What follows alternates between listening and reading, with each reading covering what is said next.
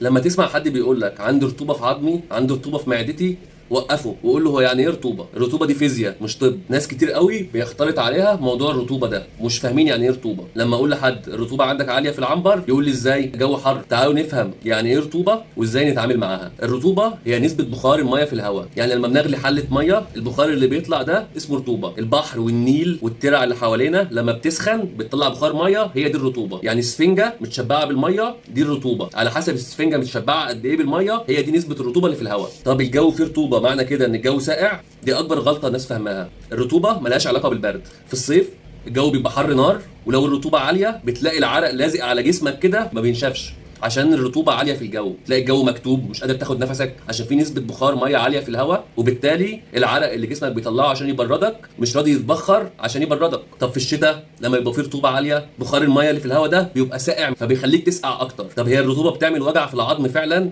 مش الرطوبه هي اللي بتاثر في العظم، التغيرات المناخيه عامه هي اللي بتاثر. رطوبه مع ضغط جوي وتغيرات مفاجئه في درجه الحراره، دول كلهم ممكن ياثروا على العظم، خصوصا الناس اللي عندها الام مزمنه في المفاصل فبيسبب لهم وجع. نيجي بقى في المجال البيطري بتاعنا، لما اقول لحد المكان عندك الرطوبه فيه عاليه ما يقوليش لا ده الجو حر. الجو الحر ده بيخلي الميه اللي في السقايات تتبخر فترفع الرطوبه. لما نكتم المكان جامد عشان ندفي الطيور احنا كده بنرفع الرطوبه في المكان. يعني ايه نرفع الرطوبه؟ يعني بخار ميه كتير في الهواء، يعني اكسجين اقل، يعني اختناق، يعني مشاكل في العين، يعني امراض تانية كتير ممكن تحصل. فلما نيجي ندفي الطيور ما ندفيهمش بالكتمه، ندفيهم بلمبات، بدفايات.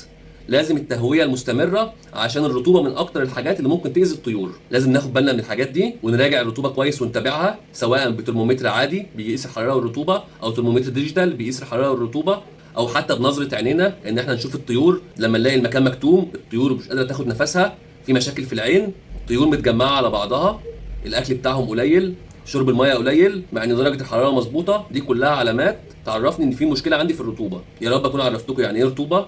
وفي الحلقه الجايه هنتكلم عن الاجهاد الحراري وعلاقه الرطوبه بالاجهاد الحراري. كان معاكم الدكتور شريف في برنامج عياده الدكتور البيطري.